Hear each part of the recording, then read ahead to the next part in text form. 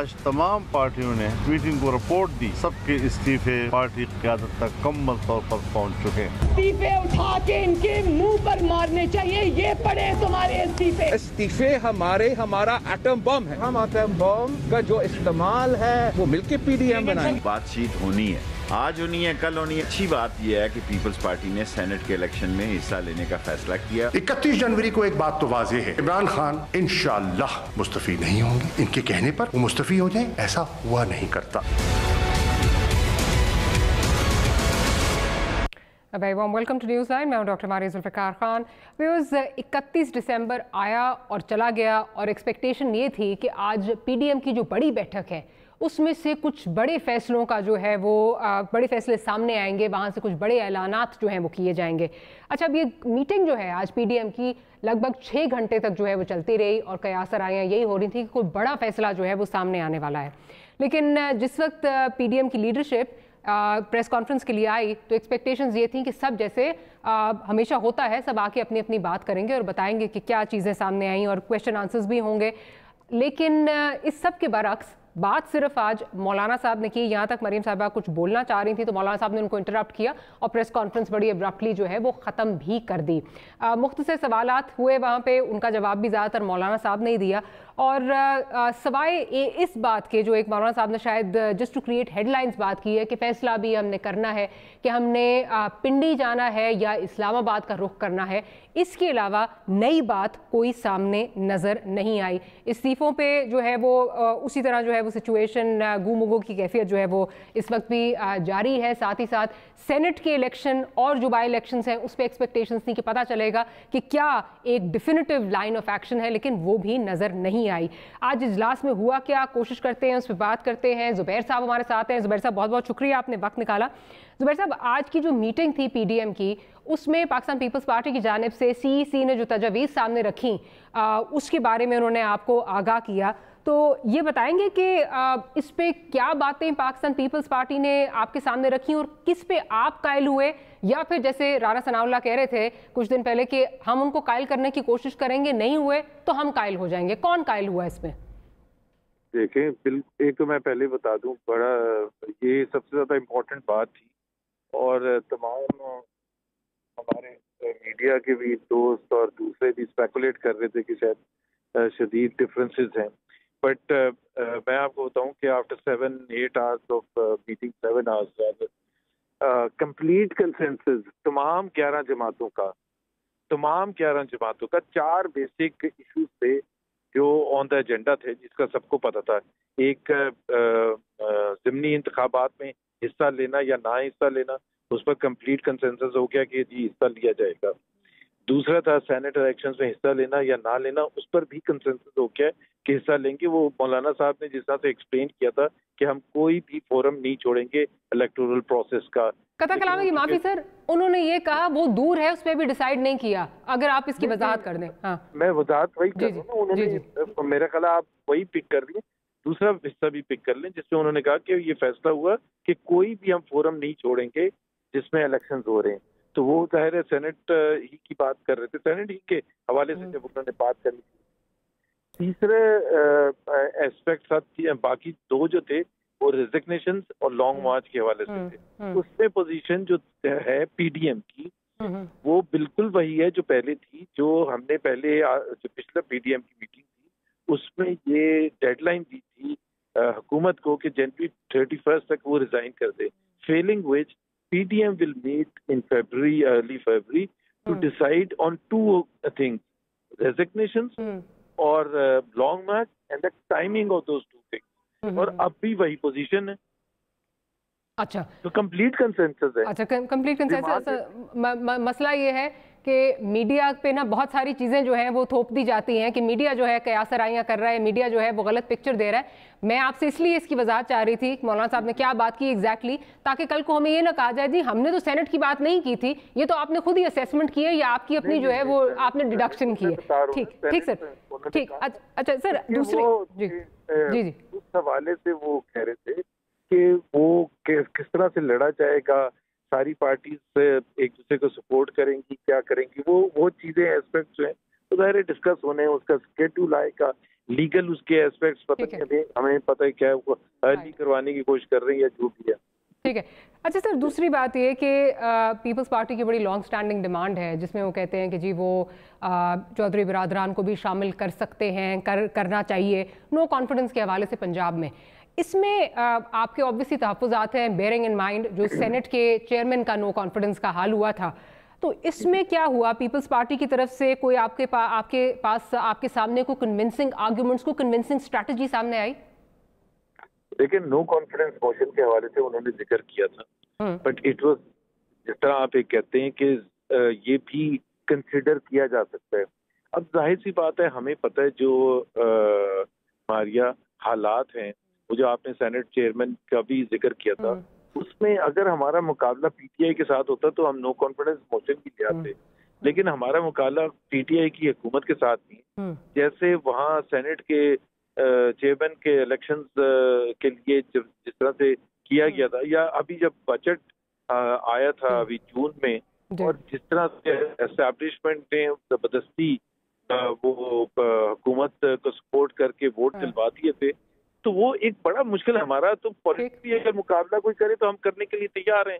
यही चीज हमने आज पीपल्स पार्टी के जो भाई आए थे उनको समझाई भी थी, एंड दे एग्रीड के ये थोड़ा कह रहे हैं कि मूव कर दें पंजाब असेंबली में या नेशनल असेंबली में। It's just something that among several other options to put pressure on the government, ये भी आगे जाके सोचा जा सकता है, बट जाहिर सी बात है everyone understand. But sir, if I may interject, this has been a long standing demand और आपकी तरफ से यही जो है ये इसका काउंटर आर्ग्यूमेंट आता रहा है, और आज फिर अगर ये रेज किया तो वी वर एक्सपेक्टिंग कि शायद उन्होंने कुछ स्ट्रैटेजाइज किया होगा, कुछ स्ट्रैटेजी उनके पास मौजूद होगी, क्योंकि अगेन अगर नो कॉन्फिडेंस का हाल वही होना है तो ये तो ऑपोजिशन या पीडीएम का प्लेटफॉर्म जो है उसकी सुबकी होगी, ना कि हुकूमत पे प्रेशर पड़े। चलिए, आपने क्लियर कर दिया।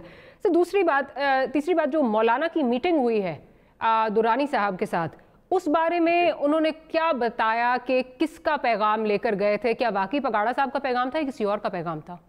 एक तो वो उनकी पर्सनल एक तो ताल्लुकात हैं, तो आप वो उन्होंने मौलाना साहब ने मीटिंग में भी ये वाजे किया था कि वो किसी को मना तो नहीं कर सकते कि जी आप मुझे मिलने ना आए। दूसरी चीज ये है कि वो उन्होंने आके जो मौलाना साहब ने बताया कि मोहम्मद अली दुरानी ने ग्रैंड नेशनल डायलॉग की बात की, जिसको मौलाना साहब ने कहा भाई आप किस चीजों की बात कर रहे हैं, हम इस चीज की पर बात भी नहीं करने के लिए तैयार है, चाय वाय पिए और बाकी। Sir again I am sorry to interject, Durrani साहब ने जब आपने मौलाना ने आके ये कहा तो क्या ये बात वाज़ेह हुई कि वाकई पगाड़ा साहब ने कहा है या किसी और ने उनको भेजा है? नहीं, मेरा ख्याल है कोई इस चीज में इंटरेस्टेड ही नहीं था, सबको पता है वो किसने भेजा है। जाहिर है हुकूमत ने तो भेजा नहीं था, पीटीआई इमरान खान की हुकूमत ने नहीं उनको भेजा था।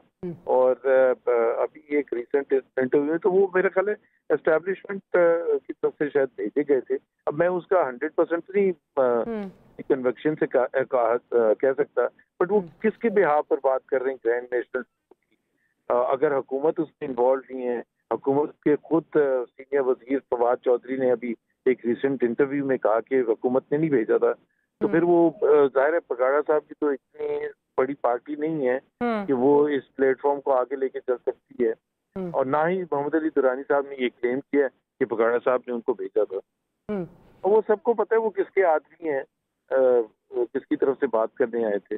बहरहाल वो हमारे एजेंडे में शामिल ही नहीं है ग्रैंड नेशनल डायलॉग, तो उसको बता दिया गया कि भाई हम पीएमएलएन के पास तो अगर वो आएंगे तो मेरा ख्याल है सर आपका जो एजेंडा है, जो अब 12 पॉइंट्स का आपका एजेंडा है, उसमें ट्रूथ एंड रेकन्सिलिएशन की तो बात की गई है ना, उसमें आप बात कर रहे हैं, तो ये जो ट्रूथ एंड रेकन्सिलिएशन है आप समझते हैं इस ग्रैंड नेशनल डायलॉग के बगैर ये हो सकता है? अगर डायलॉग नहीं करना और ट्रूथ एंड रेकन्सिलिएशन की तरफ जाना तो किसके साथ फिर ये करेंगे?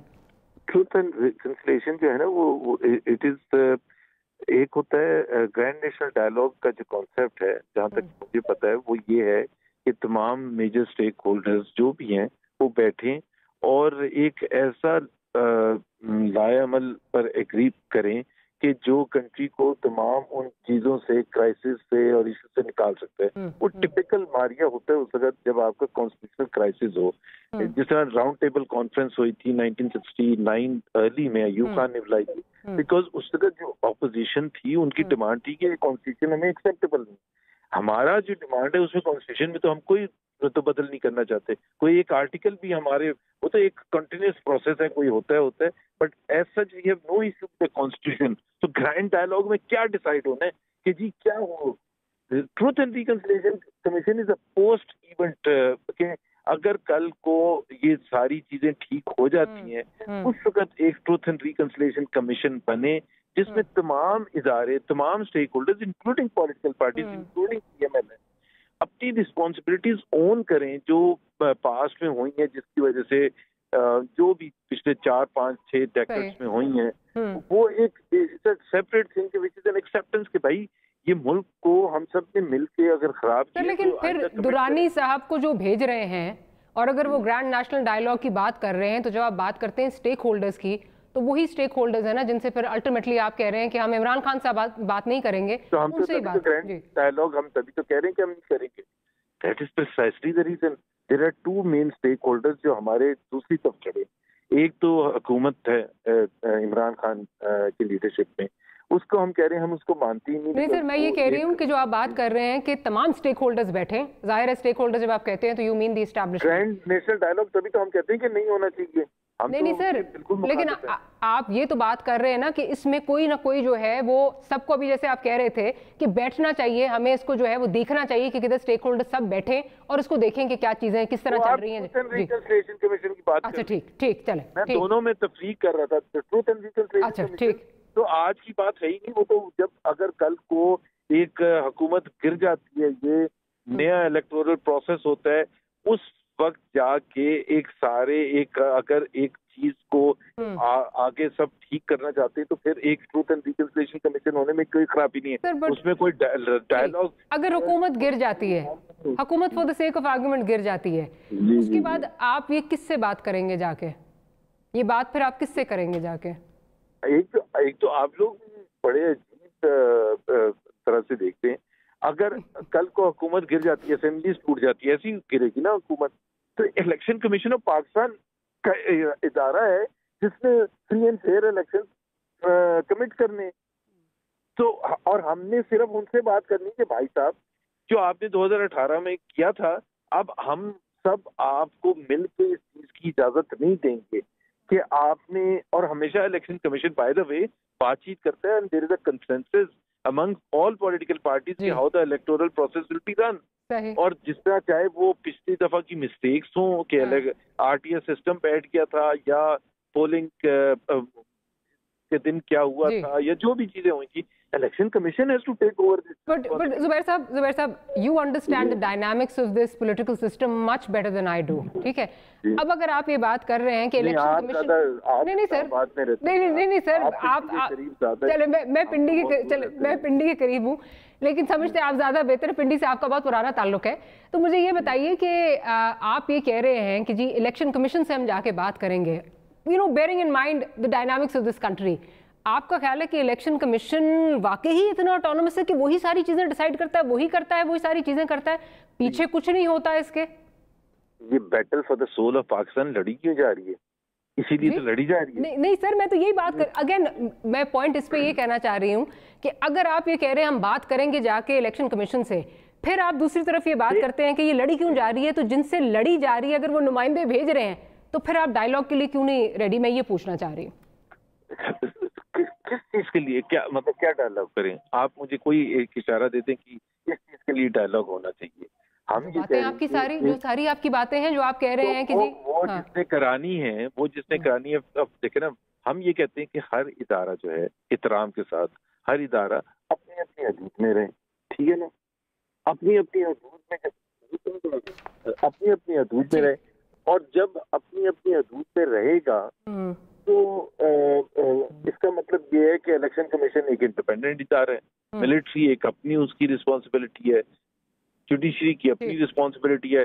तो इलेक्शन कमीशन वाजे करेगा कि इलेक्शन वो किस तरह से रन करेगा to ensure free and fair election. वो हमेशा तमाम पॉलिटिकल पार्टीज को बुलाते हैं और उनसे मशवरा करते हैं और एक कंसेंसस रीच होता है कि क्या, फॉर एग्जांपल अगर सिक्योरिटी के लिए वो समझते हैं कि जी उनको मिलिट्री की सपोर्ट चाहिए और वो जस्टिफाइड है, तो वो जो पिछले इलेक्शन के एक्सपीरियंस थे उसके बेसिस पर हम जाहिर सी बात है अपना एक पॉइंट ऑफ व्यू देंगे कि जी किस तरह से उसको डिप्लॉय करना चाहिए, so on and so fourth, और किस तरह से फ्री एंड फेयर हो सकते हैं, रिजल्ट्स किस तरह से कम्युनिकेट करेंगे, ये किसी और इदारे का काम है ही नहीं सिवाय इलेक्शन कमीशन ऑफ पाकिस्तान से।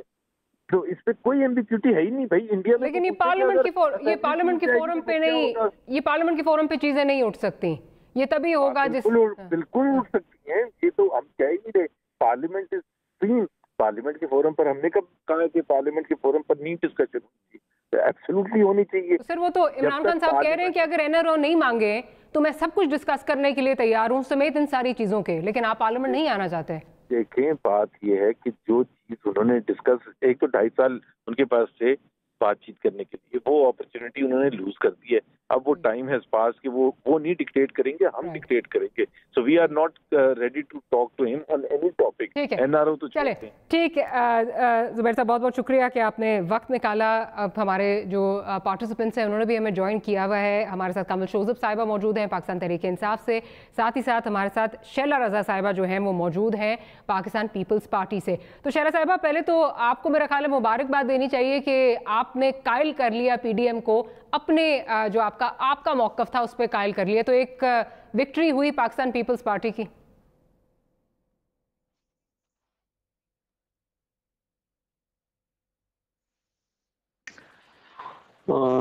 इसमें कोई अचंभे की बात नहीं है।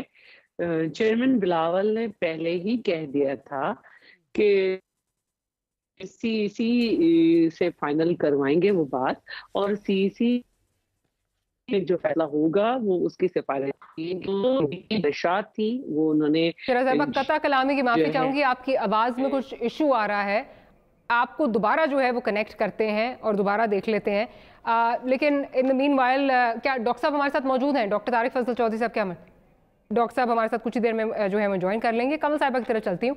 कमल साहिबा, बेशक आज जो है वो हमें नज़र आ रहा है कि पीडीएम चाहे जितना मर्जी जो है वो एक प्लेटफॉर्म की बात करे, लेकिन वो एक प्लेटफॉर्म कहीं नज़र नहीं आ रहा। और हुकूमत इसमें जो है वो बहुत हुकूमत खुश होती है कि पीडीएम जो है वो टूट फूट गई सारा वगैरह वगैरह। लेकिन हुकूमती कैंप के अंदर जो टूट फूट है, मतलब शहबाज शरीफ साहब के पास आपके एक इत्तेहादी जाते हैं और कहा जाता है कि हमने नहीं भेजा, फिर कयासराइयाँ होती हैं कि कहाँ से गए।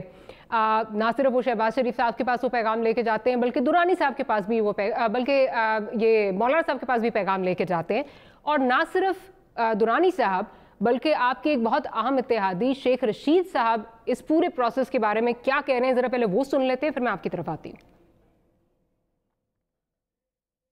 दुनिया में मुज़ाकरात के दरवाजे जिन्होंने करने होते हैं कभी बंद नहीं होते, ना मेरे कहने से बंद होंगे ना वो खुलेंगे। सियासत आखिर का नाम नहीं है, डायलॉग बिल आखिर करने पड़ते हैं। अच्छा, ये अब बात कर रहे हैं शेख रशीद साहब, डायलॉग की बात कर रहे हैं, और जाहिर है वो जिस वक्त बात कर रहे हैं तो ले दे की बात कर रहे हैं कि तमाम ऑब्वियसली चीज़ें जो हैं वो डिस्कस होंगी। अब हुकूमत का इस पे पॉइंट ऑफ व्यू क्या है? क्योंकि ये जब डायलॉग की बात करते हैं तो उस तनाजुर में तो नहीं होगा जिसमें इमरान खान साहब कहते हैं, शेख रशीद साहब भी जो पॉइंट आउट कर रहे थे वो एक आप एनआरओ की बात करें या कुछ ले दे की बात करें, वो उस कॉन्टेक्स्ट में बात हो रही थी कि कितनी सक्सेसफुल होती है Pakistan Peoples Party, that remains to be seen. आपके कैंप में भी टूट फूट नजर आ रही है इस तरह? आपके इत्तेहादी जो है, कल शुजात साहब ने भी इसी तरह की बात की कि डायलॉग होना चाहिए। बिस्मिल्लाहिर्रहमानिर्रहीम। Thank you very much Maria.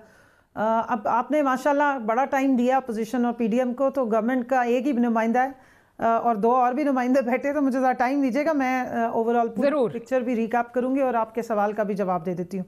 देखिए, जहाँ तक आपने बहुत सारे सवालात किए ज़ुबैर साहब से, मुझे इजाज़त दीजिए मैं उनके 2-3 पॉइंट्स पर ज़रूर बात करना चाह रही हूँ और हिस्टोरिक फैक्ट्स के साथ बात करना चाह रही हूँ।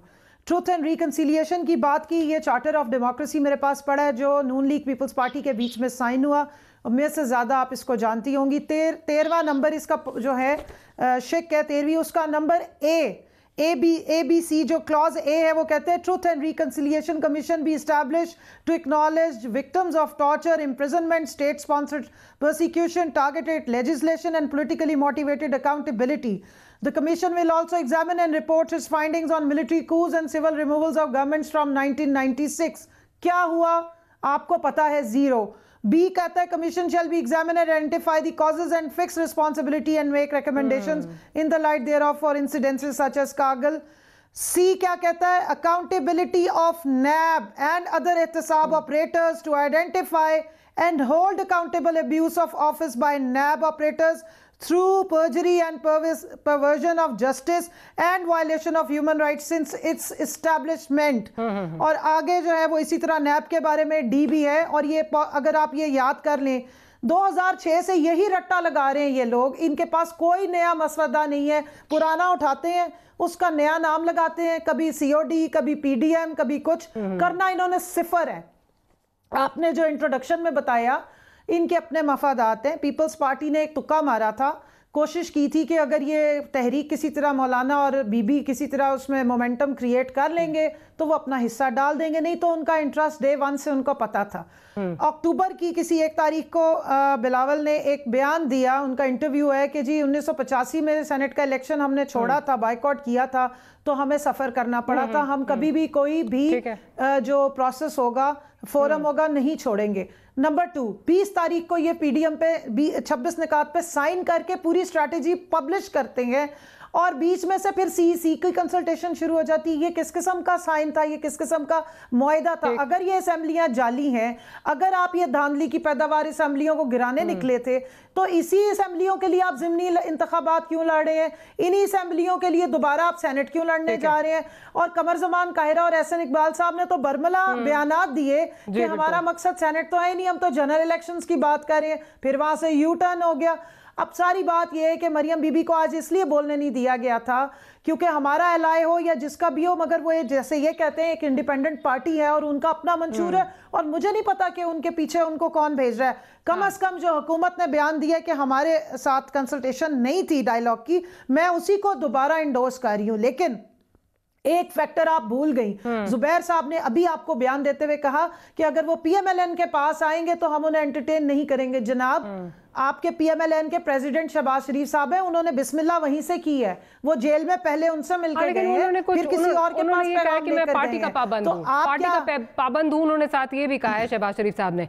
लेकिन जो आपकी पार्टी के मारिया एक चीज याद रखें, एक सारे प्रोसेस में जी इस सारे प्रोसेस के स्टार्ट होने से पहले, इस मूवमेंट के ऑन होने से पहले उन्होंने अपनी जो जमानत की एप्लीकेशन थी वो खुद विड्रॉ की थी शहबाज शरीफ साहब ने, क्योंकि वो एक मफामती सियासतदान है और हमेशा जोड़ तोड़ के एक्सपर्ट रहे। चौधरी निसार का और उनका अपना एक रहा है। लेकिन मरियम बीबी ने जो इस्तीफे की बातें की थी और जो 2 शेरों को और पहाड़ों के जैसे जिगर वालों ने जो स्पीकर साहब को उन्होंने कहा था कि करवा ले इस्तीफे मंजूर, वो मुकर गए। और एक उनमें से मरियम बीबी के ब्रदर इन लॉ हैं, सफदर साहब के भाई हैं सज्जाद अवान साहब।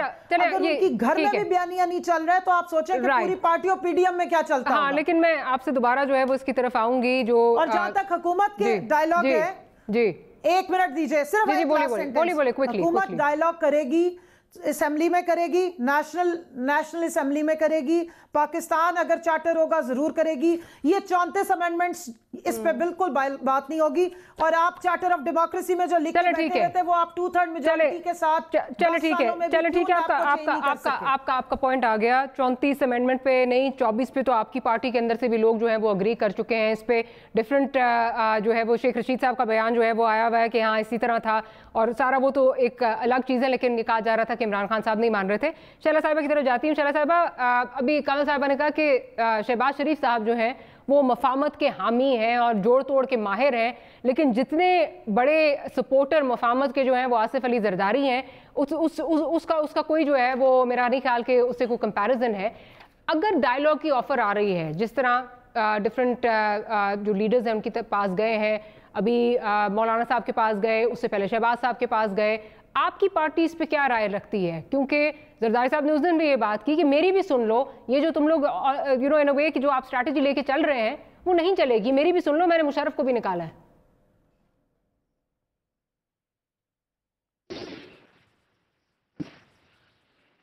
अच्छा, बात यह है कि पहले तो मैं कहूँ कि चार्टर ऑफ डेमोक्रेसी जो है वो सिर्फ पीएमएल नहीं, उसमें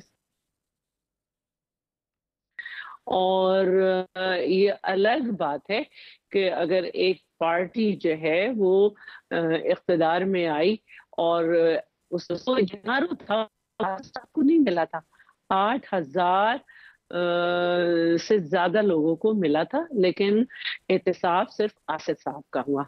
और इसी तरह पैनामा में जो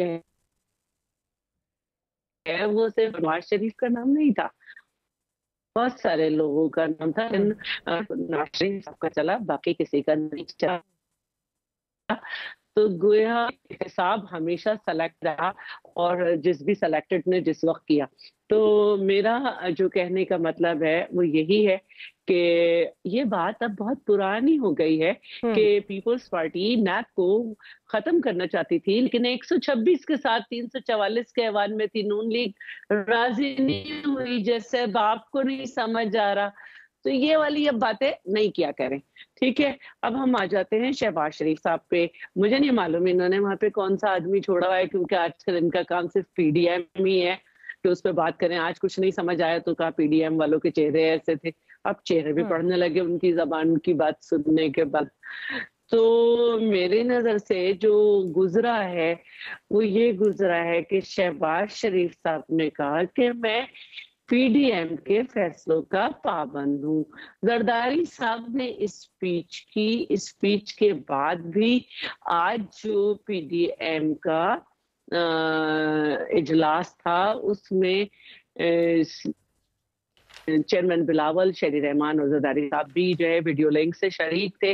और उसके बाद मौलाना ने अपनी पार्टी पीडीएम में जो पार्टीज असेंबली में मौजूद है उन्होंने अपनी पार्टी को इस्तीफे दे दिए हैं। इस्तीफे तहरीक का एक आखिरी ऑप्शन है। अभी तो हमने सिर्फ जलसे किए हैं, उसके बाद वजीर आजम ने ये कह दिया कि मेरी तैयारी नहीं थी, मैं क्या करूं, मुझे तो हुकूमत दे दी गई और हमें तो कुछ समझ ही नहीं आ रहा था। तो अभी पीडीएम भी ने आराम से समझ आएगी, उसकी तहरीक के जो मुख्तलिफ स्टेप्स हैं इन्हें आराम से समझ आएंगे। अभी ये सिर्फ इन्हीं चीजों को पढ़ते रहे, कब क्या हुआ था क्या नहीं। आज नया साल है, मैं तमाम आवाम को मुबारकबाद देती हूँ। और मुझे अफसोस है कि नए साल में जो है पेट्रोलियम बम गिर चुका है आप पे, पेट्रोलियम प्रोडक्ट्स की कीमतें बढ़ गई हैं और महंगाई बढ़ेगी। इन्फ्लेशन पहले ही बढ़ गई थी। तो 2020 जो था उसको हुकूमत ने कहा था नौकरियों का साल, किसी को नौकरी नहीं मिली। ठीक है, मैं जरा डॉक्टर तारिक फजल चौधरी साहब ने भी हमें ज्वाइन कर लिया साहब, ठीक है जरा मुझे ठीक, चले देखते हैं क्या होता है। तारिक फजल चौधरी साहब भी हमें ज्वाइन कर चुके हैं। मारिया, ये इस्तीफों का ऑप्शन तो मरियम बीबी अनाउंस करती रही हैं। जी इस्तीफों का ऑप्शन बिल्कुल मरियम बीबी अनाउंस करती रही। जी मैं जरा डॉक्टर साहब की डॉक्टर साहब की तरफ जा रही हूँ। डॉक्टर साहब, आज बड़ी जो है वो कयासराइयाँ हो रही हैं और बड़ी एक्सपेक्टेशंस थी कि जो आके कोई जो है वो फाइनल लाहे अमल जो है वो आएगा। मौलाना की बात जहाँ तक मैं समझी हूँ वहाँ पे उन्होंने सेनेट का भी जो है वो ऐलान नहीं किया, और ज़िमनी जो इलेक्शन आ रहे हैं, बाई इलेक्शन, उनमें उन्होंने कह दिया कि हाँ जी उनमें हम जा रहे हैं। आप इस बारे में क्या कहेंगे? बिस्मिल्लाहिर्रहमानिर्रहीम। देखिए, मैं समझता हूँ कि बहुत वाज़ेह गुफ्तगू हुई है आज पीडीएम का जो इजलास हुआ है लाहौर में उसके बाद। और पीडीएम का जो जिस अंदाज से ये तहरीक आगे बढ़ रही है, जिस अंदाज से पीडीएम में शामिल तमाम जमातें एक प्लेटफॉर्म से गुफ्तगू भी कर रही हैं, लाएअमल भी तय कर रही हैं। हमसे मुराद जो है पीडीएम के हवाले से, आपके सवाल के हवाले से गुफ्तगू कर रहा हूँ। हम कुछ थोड़ा ज्यादा, मैं समझता हूँ कि आगे की बात जो है वो पूछना भी चाहते हैं और जानना भी चाहते हैं। लेकिन मौलाना साहब ने बड़ी खूबसूरत बात की। उन्होंने कहा बहुत सारी बातें ऐसी हैं कि जो मीडिया हमसे पूछेगा और हम उसमें मुस्कुराते रहेंगे। और उसके साथ उन्होंने ऐसे की कि कुछ गुंजाइश हमेशा छोड़ी जाती है कि जिसमें हम आपको सरप्राइज देते रहें, कथा कलामी की और आप पूछते रहें। कथा कलामी की माफी। तो इसका मतलब सेनेट का भी डिसाइड नहीं हुआ? जी, सेनेट का डिसाइड नहीं हुआ, बिल्कुल। उन्होंने कहा है बड़ी इंटरेस्टिंग डिसाइड नहीं हुआ। बिल्कुल इंटरेस्टिंग चीज इसमें यह है कि आप अभी कह रहे हैं और शैला साहिबा भी इसमें हाँ में हाँ मिला रही हैं कि सेनेट डिसाइड नहीं हुआ। जुबैर साहब अभी कह के गए हैं कि हम उनकी जो मौलाना ने स्पीच की है, मौलाना ने जो बात की है, हम उसको मिस इंटरप्रेट कर रहे हैं, उसको समझ नहीं पाए। उनका मतलब था कि सेनेट का इलेक्शन भी जो है वो लड़ा जाएगा। देखिए, पूरी कोशिश इस वक्त जो भी तहरीकें चलती हैं, पूरी कोशिश इस वक्त यही है कि जल्द अज जल्द जिस हुकूमत को हम गैर आईनी समझते हैं उसका खात्मा हो। लेकिन अगर ये बात, और हम एक पुरअमन जद्दोजहद कर रहे हैं, कोई खुदा न खास्ता पुरतशद्दुद जद्दोजहद नहीं कर रहे, और जो वक्त और टाइम दिए जाते हैं बाज़ अहदाफ उस वक्त के अंदर हासिल हो जाते हैं। और अगर वो हदफ हासिल नहीं होता है इस हुकूमत के खात्मे का। मैं एक मफरूजे की बुनियाद पे बात कर रहा हूँ, और सेनेट का इलेक्शन आ जाता है तो यकीनन मैदान खाली नहीं छोड़ा जाएगा। ये बात मैंने वो की है जो मौलाना साहब ने आपसे कहा कि हम कुछ बातें जो हैं वो सरप्राइज के हवाले से भी करते रहेंगे। मैंने एक मफरूजे की बुनियाद पे बात की है कि अगर ये टारगेट अचीव नहीं होता तो यकीनन सेनेट के इलेक्शन में मैदान जो है वो हुकूमत के लिए खाली नहीं छोड़ा जाएगा। जैसे कि अभी ज़िमनी इलेक्शन जो है वो आ गया है, तो अब ज़िमनी इलेक्शन में जाहिर है पार्टियां जो हैं वो अपने हल्के कैसे खाली। लेकिन मुझे आप दोनों से ये चीज़ नहीं समझ आ रही। मैं अंडरस्टैंड, और ये बात बहुत दफ़ा हो चुकी है, आप इस सिस्टम को जाली समझते हैं, आप जिस तरह इलेक्शन कमीशन काम करती है उस पर आपको तहफ़्फ़ुज़ात हैं, यही वही सारा निज़ाम है, वही इलेक्शन कराएगा। गिलगित बल्तिस्तान में आपने कहा जी फ्री एंड फेयर इलेक्शन नहीं हुआ, लेवल प्लेइंग फील्ड नहीं दिया गया। तो अब आपकी क्या एक्सपेक्टेशंस फिर क्या है इन इलेक्शंस में? किस एक्सपेक्टेशंस के साथ आप जा रहे हैं? या तो लेजिटिमाइज कर रहे हैं ना इसी हुकूमत को, इसी सिस्टम को? अपना मैसेज लेके जा। देखें डॉक्टर साहब, ऑप्शंस दो हैं जी। एक तो ये कि आप बिल्कुल साफ आरा हो जाएं, एक मैं तो ये कहूँगा कि मुसल्ला जद्दोजहद शुरू कर दें सिस्टम के खिलाफ, इलेक्शन कमीशन के खिलाफ, मौजूदा हुकूमत के खिलाफ, असम्बलियों के खिलाफ। और एक ये है कि आप जमहूरी तरीके से इस सिस्टम के साथ चलते हुए इस सिस्टम में मौजूद जो प्रॉब्लम्स हैं, नकाइश, उन्हें दूर करने की बात करें और एक अमली जद्दोजहद करें। तो हम जो है नंबर 2 ऑप्शन के ऊपर हैं। नहीं सर, सुनने में तो ये भी आ रहा है, डॉक्टर साहब कथा कलामी माफी, सुनने को तो ये भी आ रहा है कि पीडीएम के एक बड़े अहम रुकन जो हैं वो ये कह रहे हैं कि जी जब तक 40-50 लाशें नहीं गिरेंगी तब तक काम आगे नहीं चलेगा। बिल्कुल भी नहीं, विद ऑल ड्यू रिगार्ड्स, बिल्कुल भी नहीं। ये सरासर गलत बात है। तो मैं बिल्कुल इसे कंडेम करता हूँ जिसने भी ये अफवाह जो है ये फैलाई है। मैंने पहले आपको ये कहा कि पीडीएम एक आईनी और पुरअमन जद्दोजहद कर रही है, आईनी रास्ते तलाश कर रही है। हम ना तो किसी गैर आईनी जद्दोजहद का हिस्सा हैं, ना बनेंगे। और जमहूरी पार्टियां जो होती हैं वो आईन एक पीसफुल आप ये कहें कि मूवमेंट चलाती हैं। किसी तरह की कोई पुरतशद्दुद मूवमेंट, कोई इस तरह की बात जो है जिसने भी मंसूब की है, वो मैं समझता हूँ कि इस जद्दोजहद का कोई मुखालिफ और दुश्मन ही हो सकता है। नहीं सर, आपकी पीएमएलएन के अंदर से ही कुछ जराए हैं जिन्होंने ये बात की है। जराए तो जराए होते हैं ना जी, वो तो कभी नहीं चले सर, ठीक है। मुझे एक छोटी सी ब्रेक का जो है वो कहा जा रहा है, ब्रेक के बाद जब हाजिर होते हैं तो जो मौलाना ने दूसरी बातें की, और स्पेशली जो बात हो रही है जी हम पिंडी जाएंगे या इस्लामाबाद जाएंगे, ये क्या हेडलाइंस के लिए हैं या वाकई इसमें कोई सदाकत भी है? That and much more right after short break.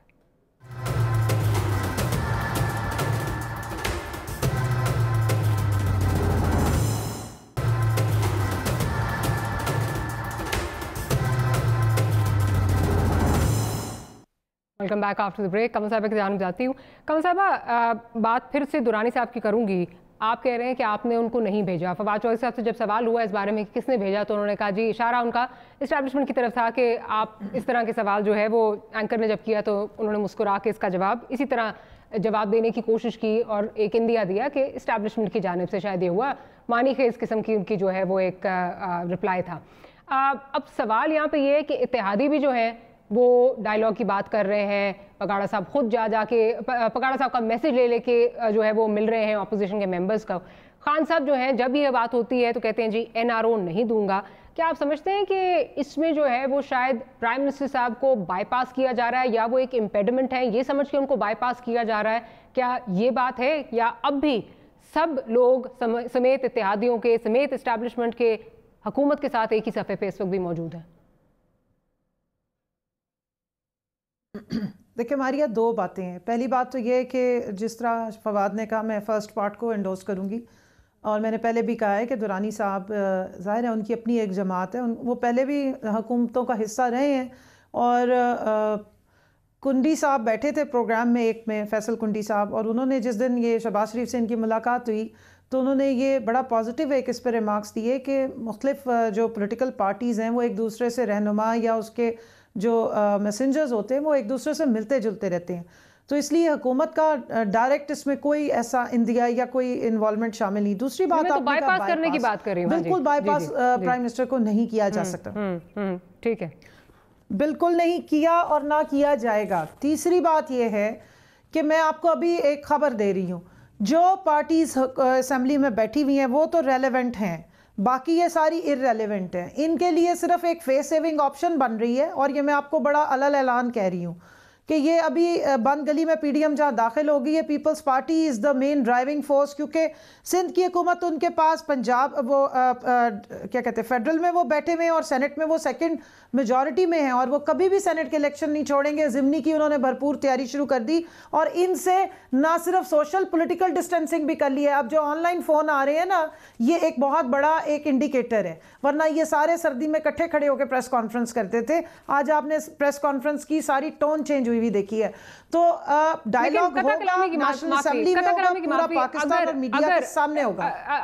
अगर आप ये कह रही हैं कि ये सारा जो आप ये बात कर रही हैं कि पीपल्स पार्टी ने किनारा कशी जो है वो इख्तियार कर ली है, जाहिर है, और बकौल आपके कि जब भी इस तरह की चीज़ होती है तो कोई ना कोई एनआरओ जो है वो मांगा जाता है या कुछ ना कुछ ले दे जो है वो होती है, तो इसका मतलब कुछ राब्ते उनके साथ हो रहे हैं, कुछ उनको देने की शायद तैयारी हो रही है जिसकी वजह से वो इससे पीछे हटते हुए नजर आ रहे हैं। तो ये तो इंडोर्स करता है उस पॉइंट ऑफ व्यू को कि प्राइम मिनिस्टर साहब चाहें या ना चाहें वो एक तरह से बाईपास हो रहे हैं।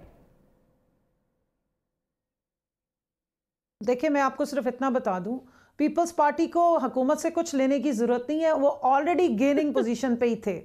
मैंने आपको पहला जो स्टार्ट में बयान दिया था, उनके पास तो ऑलरेडी सिंध की हुकूमत है, वो क्यों लूज़ करेंगे। अगर आप उनसे सवाल पूछे कि अच्छा जी इस्तीफे देंगे फिर क्या करेंगे, जी हम बाई इलेक्शन में जाएंगे, दोबारा इलेक्शन लड़ेंगे, फिर वापस इन्हीं असेंबलियों में आएंगे। देखिए, सबसे ज़रूरी जो है डायलॉग वो होना चाहिए।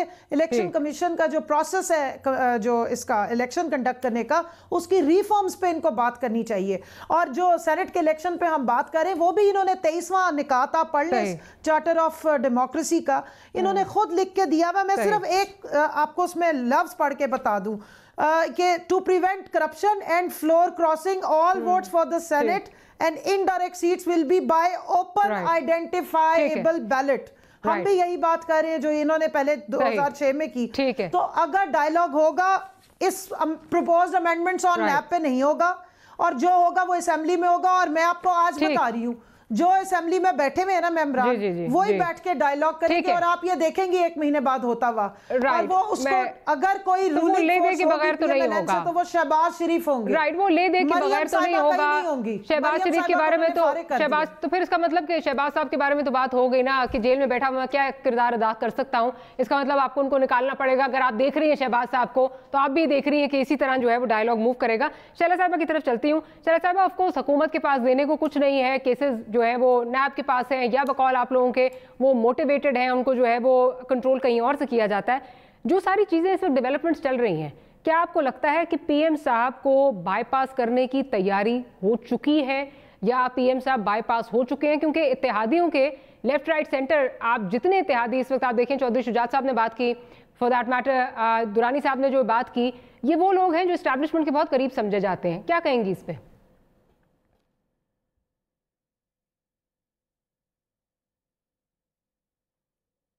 जी बिल्कुल, मैं ये समझती हूँ कि जो मेरी नज़र से खबरें गुजरी उसमें ये था कि बाकायदा दुरानी साहब को रोकने की कोशिश की गई, लेकिन रोक नहीं सके।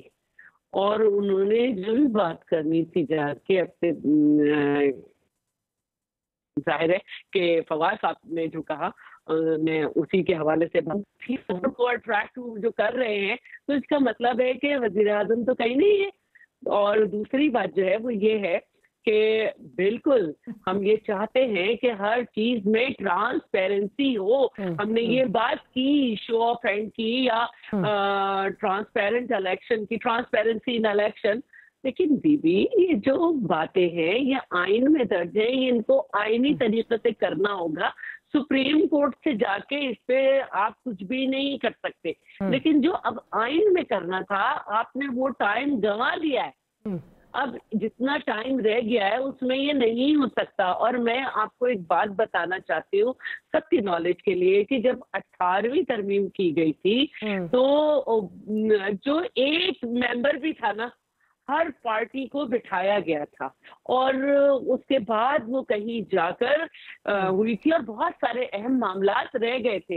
इसी तरह जब इलेक्शन रिफॉर्म्स की गई थी तो बाकायदा नून लीग के दौर में अखबार में दिया गया था कि इलेक्शन रिफॉर्म्स असेंबली में तो हो रही हैं, लेकिन अगर कोई और भी इस उसमें अपनी एक्सपर्टीज देना चाहता है, आरा देना चाहता है, तो वो राब्ता करे। ठीक है, तरीका होता है, सही। इस तरह नहीं होता कि आप जो है एक बात कहें और क्या मैं करने जा रहा हूँ। तो ये जो एक खन्नास है, स्पीकर तुम से मंजूर कर लो, निकालना आना होगा। आप अब ये हसरत रहेगी लोगों की कि पीडीएम में दरार हो जाए, क्योंकि करने को तो कुछ है नहीं। तो आपस में ये बात होती है पीडीएम में क्या क्या बातें हो सकती हैं, हम इनको कहते हैं पीडीएम में क्या क्या होनी चाहिए, यही हसरत है। अब हम पीडीएम के लोगों के चेहरों की बात करेंगे। राइट, पीडीएम वालों को सर्दी नहीं लग रही, अब हम कहेंगे पीडीएम। चलो साहिबा, आपका पॉइंट आ गया। मैं जरा डॉक्टर साहब को भी ले लूँ, मैं जरा डॉक्टर साहब को भी शामिल कर लूँ। डॉक्टर साहब, मैं अभी शैला साहिबा से ही पूछ रही थी और आपसे भी यही सवाल है, क्या आप समझते हैं कि जिस तरह जो अब पार्टीज इत्तेहादी जो हैं, हुकूमत के इत्तेहादी, उनकी तरफ से जो बयानात आ रहे हैं, जो मुलाकातें हो रही हैं, ये वही लोग हैं जो इस्टेब्लिशमेंट के बहुत करीब समझे जाते हैं। आप समझते हैं कि प्राइम मिनिस्टर साहब जो हैं वो बाईपास होने जा रहे हैं या हो चुके हैं? आपका इस पर क्या तज्जिया है? इंफॉर्मेशन भी, तज्जिया भी आपके अगर शेयर करना चाहें। देखिए जी, प्राइम मिनिस्टर जो है अमली तौर पे अगर आप बात करें अवाम की, तो वो मुकम्मल तौर पे बाईपास हो चुके हैं। और ऐसी जो शख्सियत होती है जो अवामी मकबूलियत खो दे और उसकी जो लीगैलिटी है वो ऑलरेडी क्वेश्चन मार्क उसके ऊपर हो, तो फिर वो किसी वक्त कुछ भी हो सकता है। ये कोई बईद असियास बात नहीं है। अगर आप वज़ीर-ए-आज़म का एक क्लिपिंग यकीनन आपने देखी होगी, उसमें वो ये कह रहे हैं जनाब कि ये साल तो हमें मईशत को समझने में मिला और अब जो साल आ रहा है इसमें आपको नौकरियां मिलेंगी, या तरक्की का साल होगा और इसमें इनकलाब आएगा। ये मैं बात आपको कल की नहीं बता रहा, ये बात उन्होंने 31 दिसंबर 2019 में की थी, और ये 2020 जो साल है उसके बारे में उन्होंने पेशगोइयां की थी जो कि मुकम्मल नाकाम साबित हुई। उनमें से एक काम अभी तक नहीं हो सका। मईशत उल्टा आपका नेगेटिव में जा रही है। सर, लेकिन वो आपकी बात है ठीक, लेकिन जो मैं बाईपास करने की बात कर रही हूँ, वो मैं जिन क्वार्टर्स की बात कर रही हूँ, अगर उस पर भी अगर आप कमेंट करना चाहें।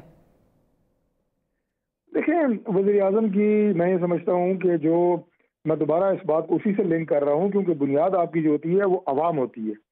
अगर आप अवाम के साथ आपका कनेक्शन कट जाए तो फिर आप ऐसे ही होते हैं कि जैसे कटी हुई पतंग होती है, वो कोई ना कोई सहारा ढूंढ रही होती है। इसीलिए बार बार वज़ीर-ए-आज़म को ये कहना पड़ता है कि जी मैं और फौज जो है एक पेज पे हैं। भाई, फौज हमेशा कौम की तरक्की के साथ होती है, फौज हमेशा मुल्क की बेहतरी के साथ होती है, मुल्क के दिफा के साथ होती है, कौम की। अच्छा, आप क्योंकि फौज की बात कर रहे हैं तो अगर मुझे इजाजत दें डॉक्टर साहब, जो आज मौलाना साहब ने जो फरमाया है इस पे फौज के हवाले से, या जो उन्होंने इंदिया दिया है लॉन्ग मार्च का, जरा वो भी इस पे भी मैं आपका कमेंट लेना चाहूंगी। जरा प्रोड्यूसर साहब सुनवाइए। 31 जनवरी तक हुकूमत को मुस्ताफी होने की मोहलत है और ये आखिरी तारीख होगी। हुकूमत के पास 1 महीने की मुद्दत है। उसके बाद फौरी तौर पर पाकिस्तान डेमोक्रेटिक अलायंस की क़यादत बैठकर लॉन्ग मार्च का ऐलान करेगी, उसकी तारीख का तयन ऐलान करेगी, और ये भी आपको बता दूं कि इस बात का भी फैसला करेगी कि लॉन्ग मार्च इस्लामाबाद की तरफ किया जाए या लॉन्ग मार्च रावलपिंडी की तरफ किया जाए। डॉक्टर साहब, अगर लॉन्ग मार्च डिसाइड किया जाता है कि ये पिंडी की तरफ किया जाए, तो पहले क्या आप इस हक में हैं, ये बता दीजिए, आपकी पार्टी इस हक में है या नहीं है? और क्या आप ये नहीं समझते कि आप अवाम को और फौज को, जाहिर जब पिंडी की बात की जाती है तो आप आमने सामने लाके खड़े कर देंगे? And this brings me to my original point, जो मैंने पिछले उसमें सेगमेंट में कहा था कि कुछ लोग चाह रहे हैं कि 40-50 लाशें गिरें ताकि इंतशार फैले। देखें, बिल्कुल इसके ऊपर मुझे क्लैरिटी है, मेरी जमात को क्लैरिटी है, हमारी लीडरशिप को बिल्कुल क्लैरिटी है कि फौज पाकिस्तान के दिफा की ज़ामिन है, पाकिस्तान की सालमियत की ज़ामिन है। ना हम फौज के खिलाफ हैं, ना फौज के खिलाफ किसी तरह का कोई प्लान तैयार किया जा रहा है, ना ही अवाम को फौज के सामने खड़ा करने की बातें की जा रही है। तो जो पिंडी जाने का बात हो रही है करती है, मैं अर्ज कर रहा हूँ ना जी, पीडीएम की क़यादत क्या फैसला करती है, ये वक्त ज्यादा दूर नहीं है, उस वक्त को आने दें। लेकिन कतई तौर पे मैं दोबारा ये बात कैटेगोरिकली कह रहा हूँ, फौज हमारे लिए बहुत मोहतरम है, पाकिस्तान का वो एक ऐसा इदारा है। डॉक्टर बिल्कुल ठीक, लेकिन मुझे ये बताइए, चले इनफरादी कैपेसिटी में आप समझते हैं कि जाहिर जब पिंडी की बात की जाती है तो हम सब समझते हैं कि कहाँ जाने की बात हो रही है, पिंडी जाना चाहिए, लॉन्ग मार्च को पिंडी जाना चाहिए? नहीं, मैं आपसे कहा है कि फौज आप एज ए इदारा आपने पूछा है, अब फौज में वो जर्नैल भी रहे हैं, मैं फील्ड मार्शल अयूब खान से मैं ये बात करता होता हूँ, जनरल ज़ियाउल हक भी रहे हैं, जनरल मुशर्रफ भी रहे हैं, जिन्होंने अपनी ना आइन का उन्होंने तकद्दुस का ख्याल किया, ना जो उन्होंने हलफ उठाया था उसका ख्याल किया। अब कोई भी शख्स, वो फौज में हो, वो अपना सिविल गवर्नमेंट में हो, वो ब्यूरोक्रेसी में हो, जो आइन की सरबुलंदी या आइन की हुदूद के अंदर रह के काम नहीं करेगा, उसमें सवालिया सर। लेकिन माजरत के साथ मौलाना तो ये कह रहे हैं हम फौज को मुजरिम समझते हैं इसमें, तो ये तो एक ओवरऑल, और डीप स्टेट का नाम आज दिया, फौज की जब बात की तो डीप स्टेट का भी नाम दिया, मुजरिम भी उन्होंने कहा। तो यहाँ पे सवाल तो उठ रहे हैं, लगता है कि या तो मौलाना ने हेडलाइंस के लिए किया है और सिर्फ क्योंकि आज दिखाने के लिए ज्यादा कुछ नहीं था उस वजह से किया है, और आप मुझे लगता है उसका जवाब नहीं देना चाह रहे कि पिंडी आप जाना चाहते हैं या नहीं जाना चाहते। देखिए जी, जो मौलाना ने पिंडी की जो बात की है, मैं मौलाना साहब की बात से आगे एक कदम बिल्कुल भी नहीं जा सकता। जो उन्होंने बात की है उसकी तशरीह आपको चंद दिनों में मिल जाएगी, लेकिन फौज के खिलाफ ना हम हैं और ना आवाम को खड़ा करना चाहते हैं, उस बात का बहुत एहतराम है और रहेगा। ठीक है, मैं जरा यही पॉइंट शहरा साहिबा की तरफ जाती हूँ, फिर कमल साहब आपकी तरफ आती हूँ, उसी तरह पॉइंट ऑफ व्यू ले लूँ। शहरा साहिबा, आप क्या समझती हैं कि पिंडी की तरफ मार्च होना चाहिए? बिकॉज ये तो बिल्कुल अवाम को और फौज को आमने सामने खड़ा करने की बात होगी। अच्छा, पहली बात तो ये है कि फौज कोई अवाम दुश्मन तो है नहीं कि अगर पिंडी में, और पिंडी से जरूर मुराद GHQ नहीं है, इतना बड़ा ये पूरी 11 जमातों की मार्च होगी, इस्लामाबाद में नहीं समाएगी, और 10 मैं तो समझती हूँ कि ये 12 भी हो जाएगी। अच्छा, ठीक है, अगर आप जमात इस्लामी के स्टेटमेंट्स देखें तो वही बातें कर रहे हैं वो। अच्छा, तो दूसरी बात मैं वो तो कह रहे हैं PDM और PTI एक ही है। आज आया सिराज साहब का स्टेटमेंट, PDM और PTI एक ही है।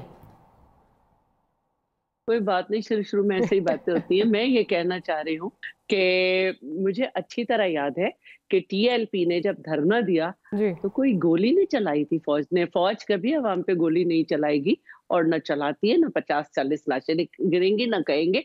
हमने रवैया देखा था, बड़ा दोस्ताना रवैया था TLP का, जब उन्होंने धरना जो है वो खत्म कराया था। तो उसपे फिर आपने बहुत सारी बातें भी की थी, आपको याद होगा। उसपे फिर आप मैं इसीलिए याद दिला रही हूँ, मैं इसीलिए याद दिला रही हूँ कि फौज का रवैया दुश्मनाना क्यों होगा भाई? हम आवाम में, शैला साहब, वो एक चीज और थी जिसको आप लोगों ने किसी और के साथ तशबीह दी, और ये चीज एक और चीज जो है वो चल रही है, उसमें तो आप बाकायदा फौज को मुलव्वस कर रहे थे ना कि उसने करवाया। मैंने जो कहना मैंने कह दिया है, और मैं ये समझती हूँ, मारिया मुझे मौका दे, मैं मैं आपसे स्टेटमेंट दिया है, ठीक है, ये फैसला होगा। और मेरी पहली बात मेरी एक रह गई थी, मुझे जरा इमरान साहब इमरान भी कौन है और सब है, इसीलिए वो इतने आगे बढ़ गए थे। चले ठीक, मुझे जरा कमल साहब से पॉइंट ऑफ व्यू लेने दीजिए। कमल साहब, ये क्या सिर्फ हेडलाइन के लिए था क्योंकि दिखाने के लिए कुछ नहीं है, या आप समझती हैं वाकई अवाम को और फौज को आमने सामने खड़ा करने की कोशिश की जा रही है? अदरवाइज पिंडी की तरफ मार्च करने की कोई बनती नहीं है। इस्लामाबाद इतना छोटा तो है नहीं कि इसमें ये 10 जमातें समा नहीं सकती।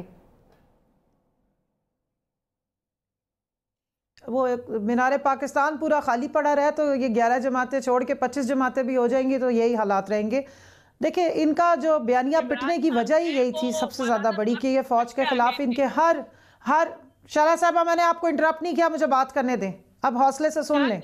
इनके जहां पर गुजरावाला से स्टार्ट हुई फौज के खिलाफ,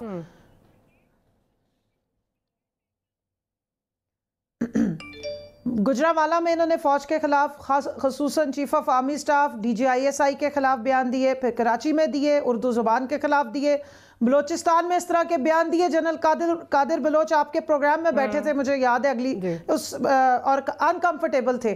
और जब कोयटा में जलसा हुआ उसके बाद वो 10 बंदे लेके इनसे PMLN से अलग हो गए, जब इन्होंने एंटी फौज और anti chief of army staff statements the.